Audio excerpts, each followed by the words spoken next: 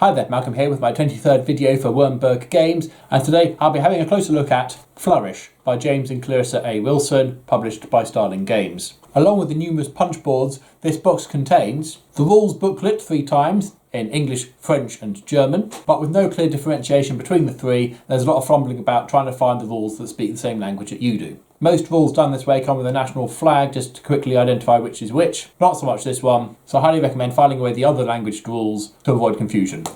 The rules themselves fold out into a fully coloured, glossy, double-sided extravaganza, which is actually very easy to read, including the starter rules on how to assemble the 7 scoreboards and the 7 garden walls. Unfortunately, once assembled, these part of the rules become somewhat redundant, but they're still there. There are also 24 ribbon tokens, 3 medal tokens, these crop up in the cooperative play, 98 playing cards, and a victory card with which you take a picture to put up on social media when you win, as a large token of the same. There are also 2 generic tokens which have no actual function, they look pretty, and they have the designers' names on the back. And a spare ribbon token in case you get hungry and accidentally eat one or something. Now, with this being the signature edition, this also comes with the mini expansion Friends and Follies, meaning there's 3 more pieces of paper containing rules in 3 different languages. And this is just double-sided this time, and again very clear and easy to read. This contains 15 friend mini cards and 35 3D folly buildings. There are 5 types and there's 7 of each.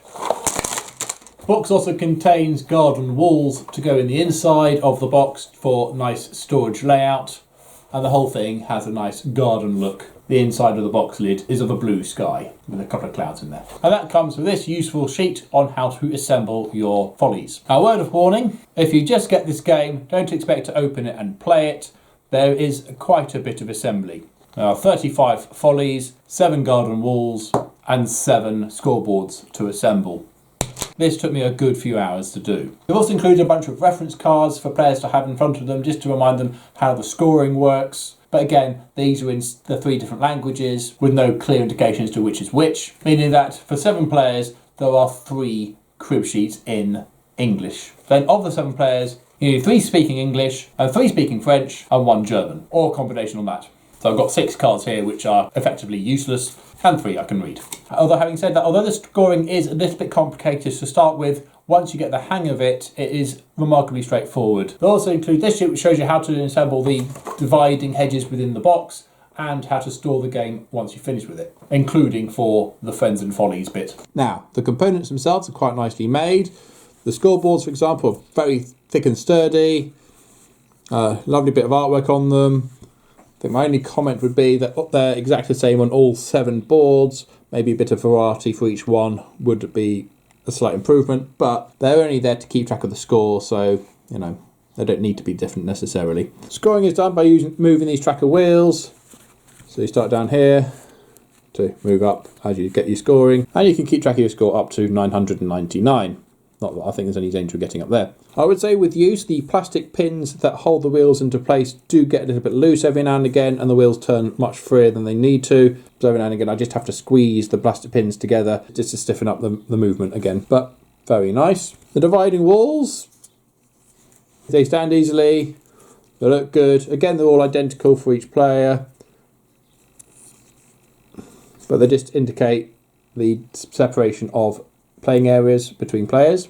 The ribbons, again, nice solid bits of card, and the follies are very nicely made, although I would say that constructing some of them was a little problematic. This one, for example, I found getting this last piece on the top was so hard, I accidentally bent this bit at the top here to get it down, and so I'm a bit annoyed about that. But for the most part, they did assemble quite alright, and for the most part, they do actually stay in one piece once they're assembled. Although some have fallen apart a little bit, but it doesn't take too much effort to put them back together again. And again, they all stand quite happily on their own. And the cards, nicely made. They've got that nice texture feel to them.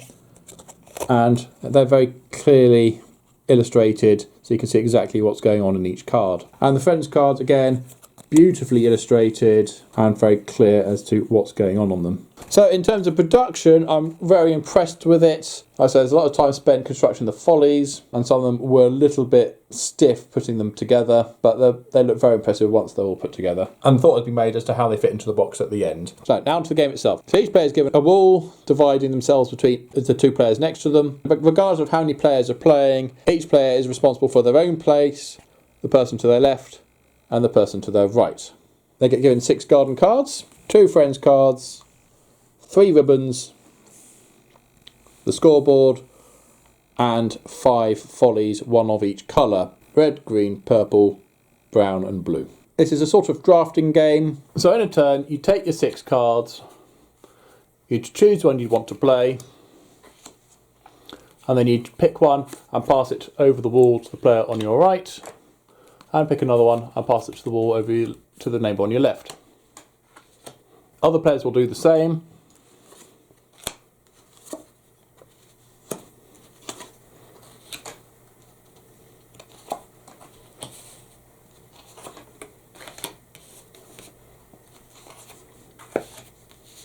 So at this point, every player has played a card for themselves, given 1 to their left and 1 to their right. They then draw a fresh card, and then collect the 2 that they've been given from their neighbours.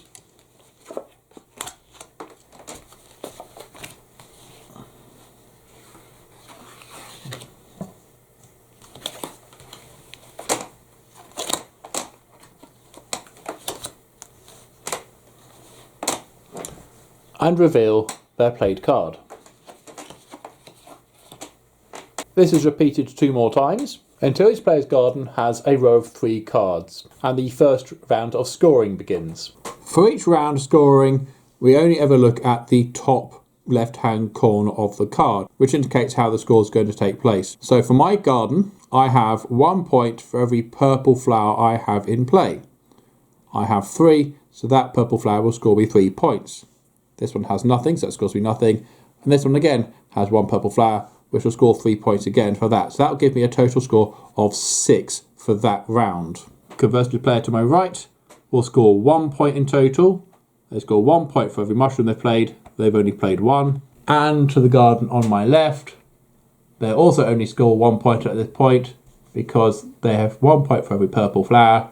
Again, they only have 1. This card has no flowers at all. Now, so far my experience while learning this game and introducing this to other players, the game does screech to a complete halt as we go through each individual player and find out just how many points they've scored and how and why. Although I anticipate this process speeding up a lot, where players know how to score for themselves and everyone just quickly scores their own points. And once scoring is finished, we can then add our follies. So at the beginning of the game, you're given 5 follies, one representing each symbol in the game, and these are worth -5 points for each one not played out. And according to my garden, I can play a purple one, because I've got some purple flowers. And so I put the purple folly on there, and a green one, which goes on there. I don't have to play them now, but there's no guarantee I'll get a purple or green one later on, and so I'd like to get them out as soon as possible. And also at this stage, players may, if they wish, rearrange the cards on the row they've just played. Now, follies score for plants that they are on, so this will score me 2 points at the end of the game for each ivy it's on, and for every ivy it's next to. They also score 3 points for special cards which have no flowers down the side, and these are walls, lawns, and features. And so I'm going to want to rearrange these 2 cards like that, so that this will give you 3 points for that folly and 3 points for that folly at the end of the game. This is the only time you can rearrange your cards, and it's also the only time I can add follies to those cards. These cards are now locked, and I can now completely ignore the top left-hand corner.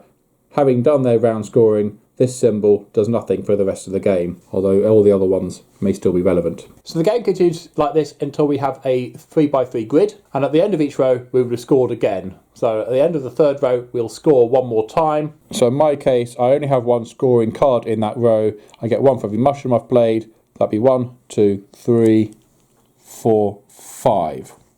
And so I add that to my total. And when we've played a 9th card, we don't pick up 1 from the deck. So we end up with this 5 cards in our hand. And also at this point, we cannot add any more follies. That's the last of the follies. But we can now add 3 more cards from the 5 we've got left. and they can go anywhere around the perimeter of our existing garden. So obviously I want to try and get matching symbols next to the follies I've already placed. So this one with 2 ivy symbols on it, I want to put next to my ivy folly. Or one of these simplest feature cards I could put next to follies to be worth 3 points. The last 2 cards are discarded. Final round scoring takes place using the 3 cards I've just played. So the only one that has one is this one, which will get me 2 points for every purple I've got. So it'll be 6 there, 2 there, so that'll be 8 points for that round. And then we go into the end of game scoring. Now I find that scoring the follies first means we can remove them and make it easier to see what's going on. So this will score 2 for every matching symbol it's on and orthogonally adjacent to. So that'll go be 6 there and 2 there, as well as getting me 3 points for every feature card it is orthogonally next to. Got a wall to the right and a fountain to the left, so that's another 6 points. Give me a total of 14 points for that.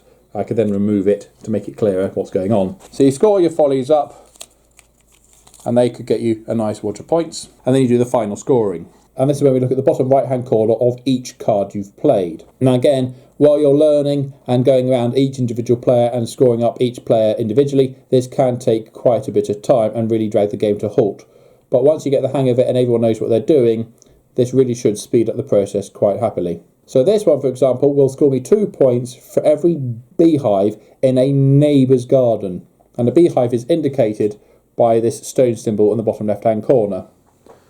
And as you can see here, we have 1, 2, 3, 4 beehives over there and no beehives over there. So that card will get me 8 points. Now obviously if you're playing cooperatively, where you're trying to get a team score, passing your cards to the left and right is vitally important when you have cards like this in play, because obviously you don't want the beehives yourself, you want to make sure one of your neighbours has them. And if you're playing more than 3 players, you want to make sure that they don't pass their beehives onto their other neighbours, so they're beyond your reach, as they were, because it's only your immediate neighbours you get scored for. This one will get me 9 points if I have a lawn. As it happens, I don't, so that scores me nothing. That one will get me 4 points if I have played a path with a purple symbol on it. I have a path of the mushroom and a path of the blue flower, but no purple, so that's nothing there. That was going to be 3 points per wall, so that's 1 wall there. Give you a total of 3 points. That's a card that scores for itself. That has no end game scoring. This one scores me 9 points if I have the same amount or more ivy symbols than both my neighbours' gardens put together. I have 5, this neighbour has 4, and this neighbour has 3. So no points scored there, and so on. So you go through all your end game scoring, adding up on your tracker how you're doing. And the players who weren't able to place their folly get -5 points for each folly that they failed to score. So that'd be -10 for that player, and -5 for this one. And then you can turn to your friends' cards. You get given two of these at the beginning of the game, and you choose which one of these you want to help you out. So in my case, this chap will give me 5 points for every 3 ivy symbols I've got, or 5 points for every 3 rose symbols I've got. Well, I only have 2 rose symbols, so that's no good, but I have got 5 ivy, so that would get me 5 points. Had I had 1 more ivy, it got me 10, but I'll tell you what I can get. Now, there are 2 main styles of play. You either just play the 1 round and that's it, and then you start again or go off and do something else, or you play this 3 times. And this is where the ribbons come into play. So if you're only having 1 game, you don't need the ribbons. But if you are playing 3 games, you get given these 3 ribbons, and at the end of each finished game, you get 7 points if you have the most of a particular symbol that you're given. So if I had the most mushrooms, I'd get 7 points. It turns out that this chap has loads of mushrooms, so no luck there. 7 points if I have the most paths. I have 3, that one has 2, and that hasn't got any, so that would get me the 7 points. I can only score it once in every 3 games, so once that score has been given, I can't get that one again. And then points for roses, I only have 2, that's not enough, so I aim to do better next game. You tally up your scores, you then keep your scores, give all your cards back, deal out again, and then play it through 2 more times. And the person with the highest score at the end is the winner. Or alternatively, you try and play as a cooperative team, and you have team score goals to try and achieve. And you've got a nice table here, according to the number of players playing, and which awards you get for the scores you get. and there's also solo mode as well. So there we go, that's the game of Flourish. A beautifully designed game, some gorgeous detail, and you just make your gardens. There's been a good amount of thought put into this, with the bad points being, with the rulebooks not clearly indicating what language they're in. Yes, it says rules of play on the front here, but it's quite a floral handwriting, which I always struggle with anyway, and so it's not always clear straight away, particularly if there's dyslexia kicking in there, what rules you've got there. But like I say, discard the rules that you can't read, and you're fine. The big negative was the assembly. It just took ages. It was quite fun building each folly once. By the time I got to about the third or the fourth time, it was getting a bit boring. And by the time I got to the seventh, I've almost given up the will to live. But now they're all done and they're staying together, so great. I'm just upset about the one that I broke at the top. Scoring can drag the game to a complete stop, particularly if you're playing with new players and you have to score each player individually. But hopefully, once you have players who know what they're doing and how to score, that shouldn't be so much of a problem. The gameplay itself is very simple. Play a card to yourself, player one to your left, player one to your right, collect 3 new cards, 2 given to you and 1 from the deck, and you're arranging a 3x3 grid with some extra bits on the edge. And it's a set collecting, trying to get the most of each symbol, with a little bit of thought about where the cards go, but you do have the freedom to rearrange each card on a row, so that is quite nice as well. Of course, you don't have to play with the follies if that's too much, you don't have to play with the friends if that's too much. You can play the 1 game version, so you don't need the ribbons, or you can play the full-on 3 games with all the ribbons, all the follies, all the friends. And the fuller game, playing with players who know what they're doing, should take about 40 minutes at most. An hour and a half if you're having to score individually. All in all, I'm very impressed with this game. Has the appearance of something nice, light and fluffy, but is in reality a much more frustrating game than you perhaps think it would be, with a nice selection of game variants. Buy it! So there you go, I hope you enjoyed that. I am aiming to try and do a few more game reviews, so if you have anything you'd like me to do, then please let me know, and if I've got it on my shelf, I will do so. I think the next one's going to be for Tiny Epic Pirates, which turned up last week in the post, but there may also be the Terraforming Mars big box as and when that turns up. So thank you very much for watching. If you have any comments or queries or questions, then please comment down below, but as usual, if you have nothing nice to say, then please keep it to yourself. Thank you, and until next time, keep on playing.